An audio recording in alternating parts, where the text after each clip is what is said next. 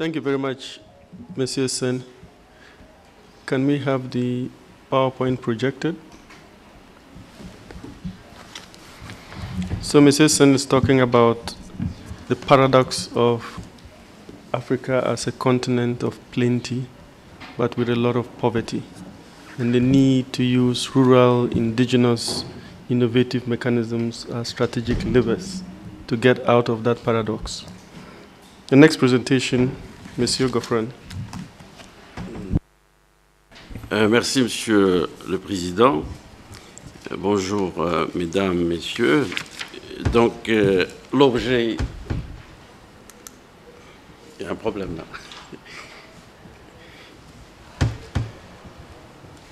Ah, ça c'est non. Hein? C'est pas votre place, c'est la mienne. Attendez. Il a mal positionné. C'est le technicien qui a mal positionné.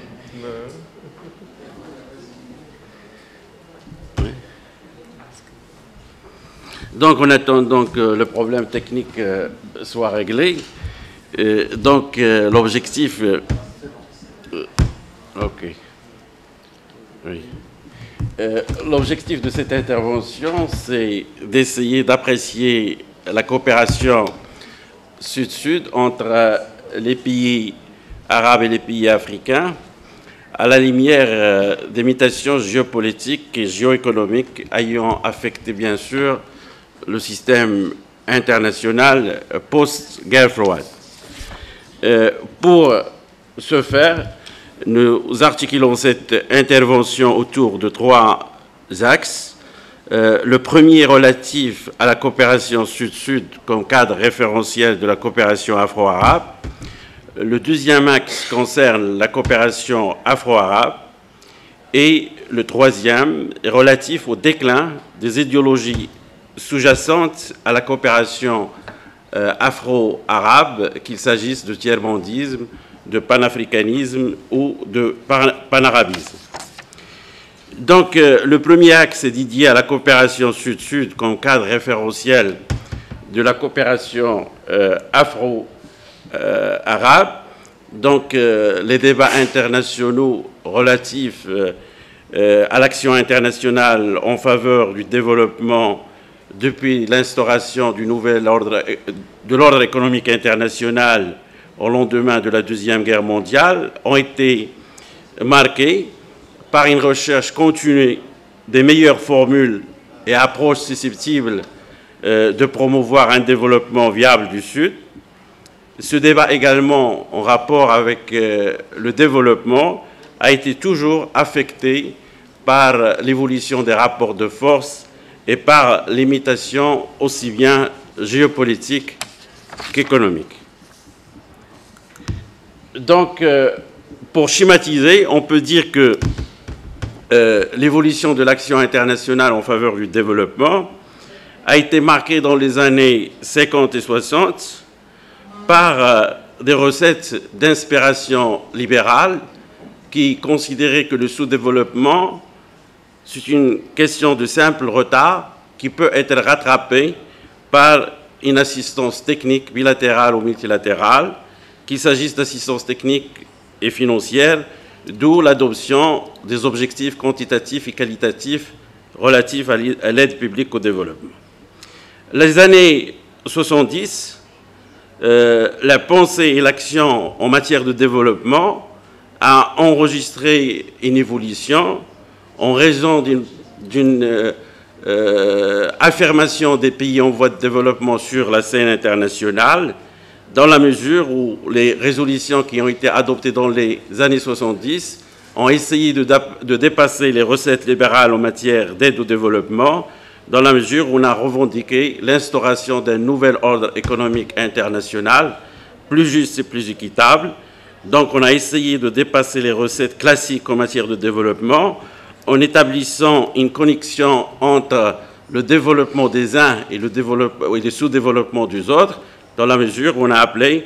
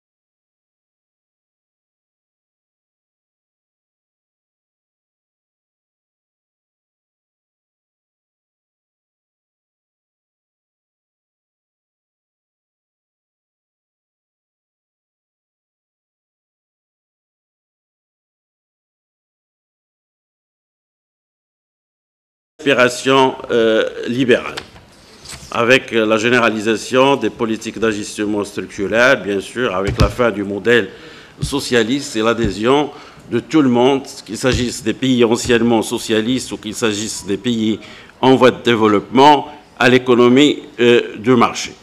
S'agissant de la coopération sud-sud en tant que concept, deux organismes des Nations Unies ont joué un rôle important en matière de conceptualisation de la coopération sud-sud. Il s'agit de la CNUSED, de la Conférence des Nations Unies pour le commerce et le développement, et du PNUD, le Programme des Nations Unies pour le développement, d'où cette définition un peu large que je cite ici. La coopération sud-sud a été définie par le PNUD comme un cadre global de coopération entre pays du Sud dans les domaines politiques, économiques, social, culturel, environnemental et technique. Elle implique, cette coopération donc, deux ou plusieurs pays en développement et peut avoir lieu au niveau bilatéral, régional, sous-régional ou interrégional. Les pays en développement échangent connaissances, expertise, ressources et compétences afin d'atteindre leur objectif de développement. Voilà la définition qui a été donnée par le Programme des Nations Unies pour le développement au concept de coopération sud-sud. Mais sur le plan pratique, ce sont les limites des formules traditionnelles d'assistance technique et financière et les limites de la coopération nord-sud qui ont convaincu les pays en voie de développement d'aller vers des solutions alternatives et notamment la coopération sud-sud. Donc les pays en voie de développement, déçus un peu par l'insignifiance des progrès réalisés sur la voie de l'instauration d'un nouvel ordre économique international, ils vont adopter au niveau des enceintes rassemblant seulement les pays en voie de développement une nouvelle priorité, c'est la coopération sud-sud, et ils vont essayer de créer, pour aller dans le sens de la promotion de la coopération sud-sud, des mécanismes et des institutions destinés à promouvoir la coopération entre les pays en voie de développement. Donc, s'agissant de l'inspiration idéologique de la coopération sud-sud, la coopération sud-sud telle qu'il a été envisagée initialement dans la conjoncture de l'adoption des textes relatifs à l'instauration d'un nouvel ordre économique international, il visait cette coopération, la réalisation d'une autonomie collective et la limitation de la dépendance asymétrique à l'égard du Nord. Et bien sûr, des moyens ont été conçus pour aller dans le sens de cette coopération sud-sud. On a conçu deux instruments, la coopération économique et la coopération technique. Et cette coopération économique sud-sud ou coopération technique sud-sud ont été adoptées lors des conférences des Nations Unies du Mexico et de Buenos Aires. Maintenant, s'agissant de l'historique un peu lointain de la coopération sud-sud, donc il convient de remonter un peu loin dans l'histoire et aller à 1955, la conférence de Bandung en Indonésie, qui va engendrer l'émergence du tiers-monde comme nouveau acteur sur la scène internationale. Et justement, en réagissant au premier rassemblement des pays afro-asiatiques à Bandung, le penseur algérien Malik Ben Nabi distinguait en 1955 entre deux axes géopolitiques, l'axe Washington-Moscou, qui se définit par une psychologie de puissance, et l'axe Tanger-Jakarta, qui s'exprime en termes d'existence. Donc la même année où il y a eu lieu la conférence de Bandung, on a assisté au niveau de l'ONU à la création du groupe afro-asiatique. Et s'agissant toujours de l'historique de la coopération sud-sud, on ne peut pas parler des principales étapes de l'évolution de cette coopération sans mentionner la conférence de Belgrade, qui va donner naissance au mouvement des pays non alignés et à l'émergence du tiers-monde. Bien sûr, la première CNUSED, en 1964, la première conférence des Nations Unies sur le commerce et le développement qui a été présenté à l'époque comme anti-GATT, parce qu'à l'époque, on considérait le GATT comme un club de pays riches. Donc, il fallait créer au niveau de l'organisation mondiale une structure plus adaptée aux besoins spécifiques des pays en voie de développement en matière de commerce international. Donc, on va créer la CNUSED. Et parallèlement à la création de la CNUSED, on va assister à la naissance du groupe de 77, c'est-à-dire le groupe qui va être au niveau international le porte-parole défendant les points de vue du tiers-monde en matière de relations économiques internationales. 1974, après le premier choc pétrolier et l'utilisation du pétrole et en particulier et des matières premières en général comme un instrument de pression sur les pays développés consommateurs de ces matières, on va adopter les premiers textes relatifs à l'instauration d'un nouvel ordre économique international, donc les résolutions 3201 et 3202.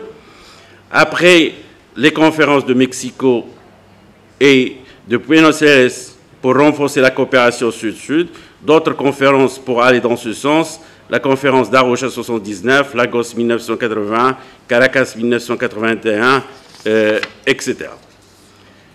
Maintenant, s'agissant des mutations ayant affecté l'environnement international et par voie de conséquence la coopération sud-sud. Donc, à partir des années 90, on va assister sur le plan de la configuration des rapports de force à ce qu'on a appelé un basculement, un retournement du monde, illustré par l'éclatement de l'Empire soviétique et la fin du modèle socialiste, par la mondialisation de l'économie de marché, l'émergence des BRICS.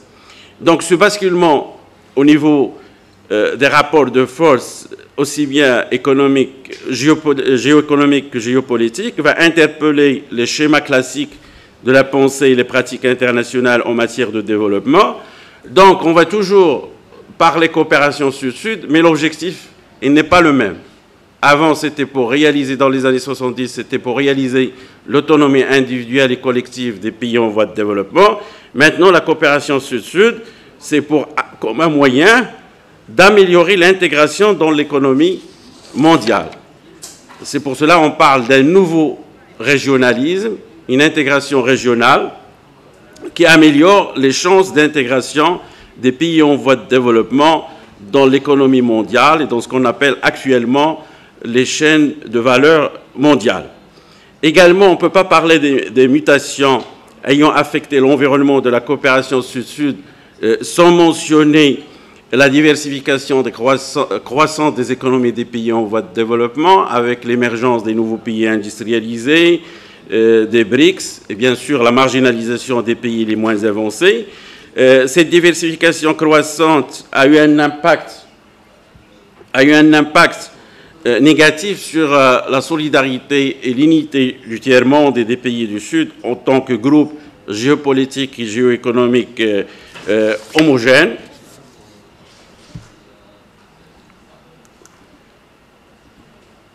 Les pays arabes et africains, bien sûr, n'ont pas véritablement tiré profit de ces mutations économiques et surtout n'ont pas tiré profit de l'émergence de certains pays en voie de développement. Par exemple, en 2010, l'Asie comptait 85% des exportations sud-sud, alors que l'Afrique comptait seulement 6%. Également, multiplication au maintien des rapports nord-sud avec les multiplications des accords commerciaux régionaux nord-sud, qu'il s'agisse des accords euro-méditerranéens ou qu'il s'agisse des accords de partenariat économique. D'une manière générale, on a assisté à un recul de l'approche multilatérale de la coopération internationale, comme en témoigne le blocage du cycle de négociation commerciale multilatérale, le cycle de Doha. Et ce changement de cap, il est marqué par la priorisation d'approches soit unilatérales ou bilatérales, par exemple la négociation de méga-accords régionaux, l'accord transatlantique et l'accord transpacifique. Maintenant, s'agissant... pardon. Parce que vous m'avez demandé d'aller un peu vite, donc j'essaie d'aller... Donc, s'agissant de la coopération afro-arabe, donc, je mentionnerai Pour aller vite, la base sociologique de cette coopération et sa base légale. La base sociologique, c'est une communauté de destin en raison de facteurs qui renvoient notamment à une connexion historique. Par exemple, les deux mondes ont été victimes de colonialisme et de pratiques racistes. Un autre facteur, la continuité géographique et physique, la proximité culturelle, l'imbrication humaine des deux mondes et, bien sûr, une caractéristique commune, le sous-développement et l'appartenance au Sud. S'agissant de la base légale de la coopération afro-arabe, c'est la conférence du Caire de 1977 qui a jeté les bases légales de cette coopération. Donc, c'est la conférence de Caire de 1977 qui a adopté le cadre juridico-institutionnel de la coopération afro-arabe. Le deuxième sommet afro-arabe a eu lieu en Libye en 2010. Il a souligné la nécessité de l'option pour une stratégie de partenariat arabo-africain pour relever les défis de la mondialisation. Et le troisième sommet a eu lieu au Koweït en 2013. Il s'est focalisé sur le partenariat afro-africain en matière de développement et d'investissement. S'agissant maintenant des limites de cette coopération, malgré la proximité des affinités, la coopération afro-arabe n'a pas beaucoup évolué sur le plan ni multilatéral ou plurilatéral. Illustration, non-respect de la périodicité des sommets afro-arabes, principe de rencontre triennale. Donc, entre 1977 jusqu'à aujourd'hui, on devait avoir 12 conférences. On a eu seulement 3 sommets. Celui du Caire, celui qui a eu lieu en Libye, celui qui a eu lieu en 2013 au Koweït. Bien sûr, il y a une série d'obstacles qui ont entravé cette coopération, des obstacles structurels, logistiques, politiques, économiques, manque de complémentarité, etc. Également, on peut dire que les projets de multilatéralisation de la coopération afro-arabe ont souffert, comme tous les projets relatifs à l'instauration d'un nouvel ordre économique international, de l'abandon du volontarisme politique et de l'interventionnisme étatique, ce que le sociologue français Maffizolé a appelé la fin du projectif et le retour au domestique. Donc la priorité dans ce contexte est donnée aussi bien par les États arabes comme par les États africains à des approches bilatérales, ponctuelles, pragmatiques, répondant à leurs intérêts nationaux, qu'il s'agisse des intérêts nationaux économiques, mais des intérêts individuels, pas des intérêts collectifs, d'où la nécessité de parler de l'érosion de la dimension idéologique de la coopération sud-sud dans le cadre de la coopération afro-arabe. Et je demanderai 2 minutes ou 3 maximum pour que je puisse finir, parce que justement, le dernier axe est relatif au déclin des idéologies fondatrices de la coopération afro-arabe, à savoir le tiers-mondisme, le panafricanisme et le panarabisme. Donc bien sûr, l'ambition d'instaurer un modèle de coopération sud-sud dans le contexte arabo-africain a été alimentée par 2 idéologies au lendemain de la décolonisation, le panafricanisme et le panarabisme. Donc les déceptions économiques et politiques en matière d'unification et d'intégration du monde arabe et de l'Afrique ont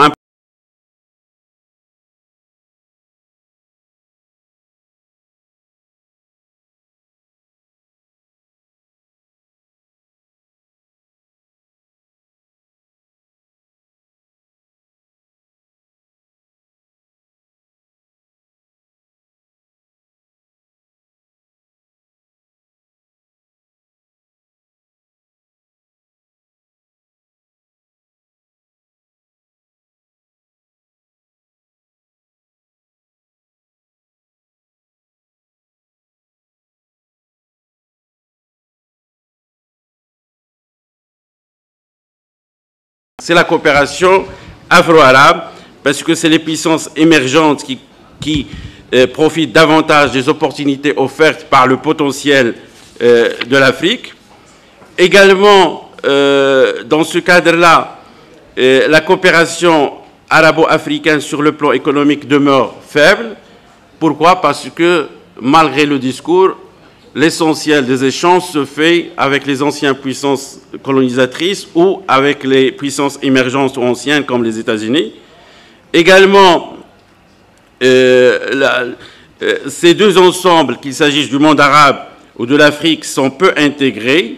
Par exemple, en matière d'échanges agricoles, les échanges entre les deux ensembles ne représentent que 0,3% des échanges mondiaux. Et enfin, parmi les facteurs qui ont entravé ce modèle de coopération, il y a la crise du panarabisme, parce qu'après le printemps arabe, le paradigme